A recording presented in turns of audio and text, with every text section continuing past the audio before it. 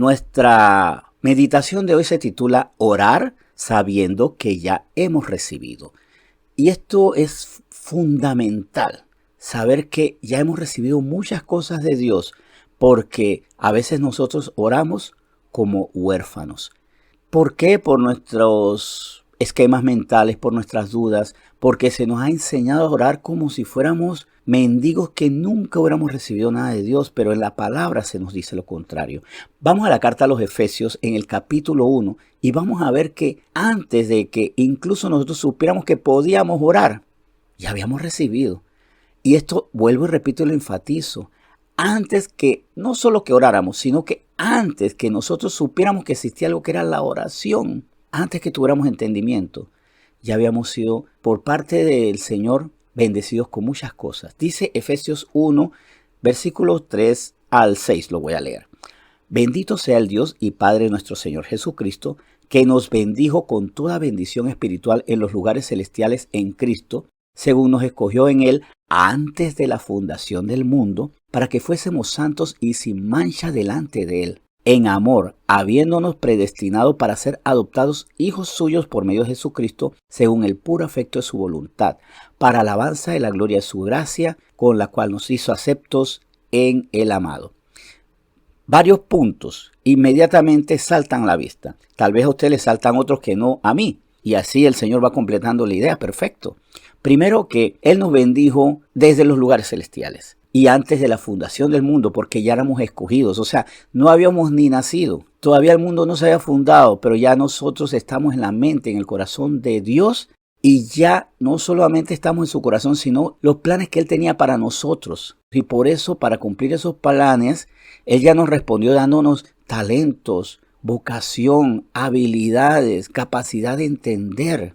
De hecho, que nosotros como seres humanos, a diferencia de toda otra especie o por encima de toda forma de vida, somos los únicos que podemos comprender a Dios, somos los únicos que podemos entender la palabra. O sea, ya inmediatamente nuestra condición como seres humanos, ya hemos recibido algo que no recibieron ni las mangostas, ni las lombrices de tierra, ni las aves del cielo, ni los delfines, ni nadie. Y es la capacidad de comprender que tú eres Dios, que tú eres Padre, que tú nos guías.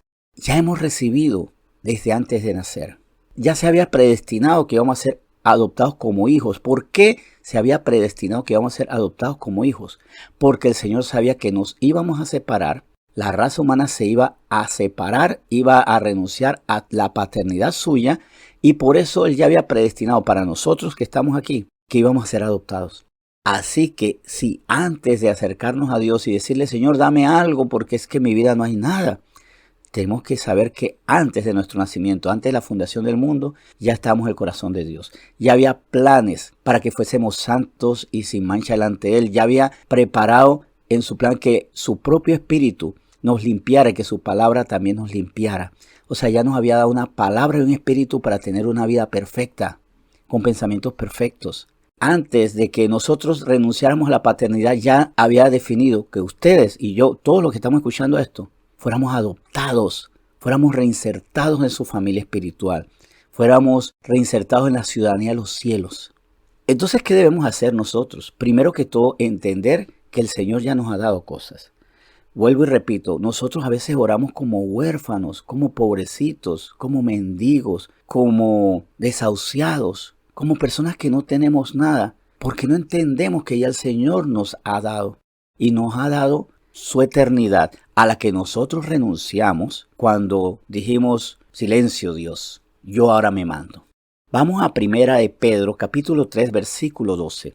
Por si acaso usted dice, o ha dicho, como yo dije en algún tiempo también, como yo también llegué a pasar por estos pensamientos. Es más, sí, el único que ha pensado así, porque todos quedan en sus casas ahora escuchando, oh, yo jamás he pensado así. Bueno, si en eso soy inferior a los demás, lo confieso. Tal vez yo he sido el único aquí que ha pasado por ese momento de decir, yo creo que no hay Dios que me responda a mí. Yo creo que yo hablo por gusto, que le hablo a la pared y le hablo a Dios y de las dos voy a encontrar la misma respuesta, nada. Pues en 1 Pedro 3:12 se dice que esto es mentira. Así que pido perdón al Señor por cada vez que lo he comparado con la pared, y si alguno también lo ha comparado con la pared, con la mata de aguacate o con la televisión que le hablo y no me responde, Entonces veamos 1 Pedro 3:12 para que cambiemos ese concepto. Dice, porque los ojos del Señor están sobre los justos y sus oídos atentos a sus oraciones, pero el rostro del Señor está contra aquellos que hacen el mal. Oramos no solo sabiendo que el Señor desde antes de la fundación del mundo ya nos tenía planeados para ser santos sin mancha, pero que también para cumplir su voluntad nos dio una serie de talentos, dones, habilidades, capacidades. Lo que usted sabe hacer es porque Dios le dio la capacidad de hacerlo. Lo que nos toca ahora es desarrollar más los dones que Dios nos ha dado, los naturales y los sobrenaturales, por supuesto. Dice el Señor que Él está atento, su mirada está atenta sobre los justos. Los justos, sabiendo que somos justos porque hemos sido justificados por Dios y porque por medio del Espíritu podemos vivir su justicia, provocamos en el Señor la atención de su mirada y que el Señor incline sus oídos a nuestras oraciones. ¿Por qué Él lo hace? Porque el Señor no escucha en plan chisme, plan wishy para ver qué está pasando. No, es porque Él ya tiene todo para responderlo. Solamente necesitamos acercarnos a Él. Porque dice Lucas capítulo 11, versículo 13, algo que nos debe a nosotros confortar porque tenemos un Padre que da cosas perfectas. Lucas 11, versículo 13 dice lo siguiente. Pues si vosotros siendo malos sabéis dar buenas dádivas a vuestros hijos, ¿cuánto más vuestro Padre Celestial dará el Espíritu Santo a los que se lo pidan? Él da lo más preciado porque nosotros a veces nos molestamos porque no nos dio un televisor, unas zapatillas, unos aretes, una pelota de fútbol. Y Él nos dio su propio Espíritu. ¿Qué más que eso? Darnos su riqueza. Que Él nos dé su Santo Espíritu es como que ahora mismo los Rockefeller nos depositen todo su patrimonio. Todo. O sea, no se quedan con nada. O sea, es entregar lo que es más importante para quien da, para beneficio de quien recibe. Aquí viene la otra pregunta. Pero si Dios ya tiene cosas para nosotros, ¿para qué oramos?